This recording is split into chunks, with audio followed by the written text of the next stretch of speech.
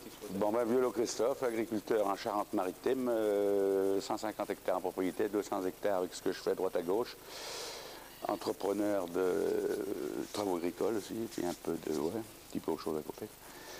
Alors voilà, moi je suis chez Sulky depuis une vingtaine d'années, je suis rendu à mon 4e semoir, j'ai eu 3 unidrills, comment dire, et puis celui-là le dernier, là qui doit avoir 7 ou 8 campagnes je crois, qui est un très bon appareil qui fonctionne bien sûr. Dans la région on a de tout, on a des varennes, c'est-à-dire du sable avec du silex, et puis après une autre partie gros légère quoi, on a.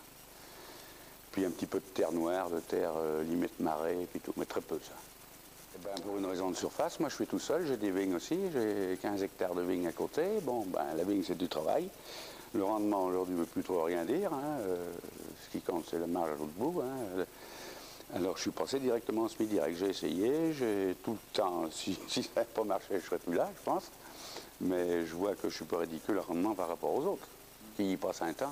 On a demandé une démonstration. Dans le pire, on a fait ça dans de l'herbe. On avait semé du colza dans des vieux prés qui avaient été même pas broyés. Puis tout, on a semé du colza. Et puis on a eu du colza. Donc après la démonstration, on a voulu garder le semoir. Ils n'ont pas voulu. On en a acheté un avec le voisin. Après, le voisin a arrêté. J'en ai racheté un deuxième, un troisième. Et puis maintenant, je suis là depuis 7 ou 8 ans. Je suis là. C'est-à-dire que jusqu'à maintenant, je laissais les pailles. Là, cette année, j'ai exproprié les pailles. Et puis, je broie les coutons, parce que je coupe assez haut pour avoir un débit de chantier. La paille, je m'en fous, moi.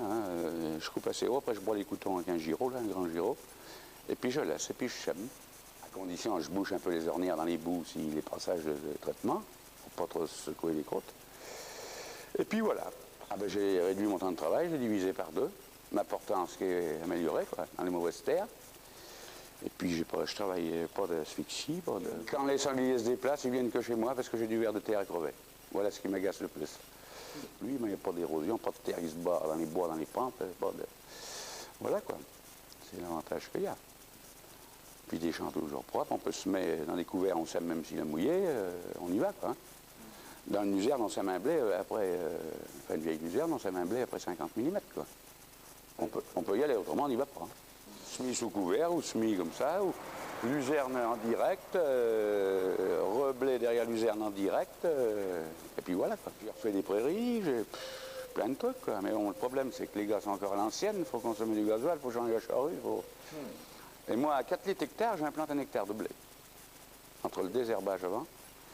Ce qui est à craindre, c'est s'ils nous suppriment le glyphosate. Il n'y a que ça. Il tourne sol avec.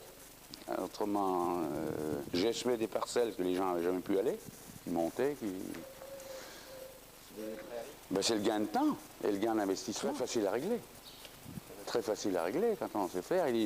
On ne met pas plus de semences, on met pas, contrairement à ce qui se dit, il y en a qui disent plus de semences, tout c'est faux. Moi je réussirais mieux une luzerne comme ça qu'une luzerne au semoir.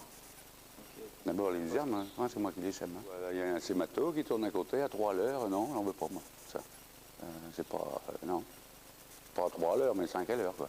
Moi, je roule à 12, 15, tant que je peux, si je suis en planche, même plus, ça, des fois. Mais, non, mais, très bon appareil. Là, il n'y a rien à dire. Je suis très content de la maison Sulky, il y a une bonne écoute.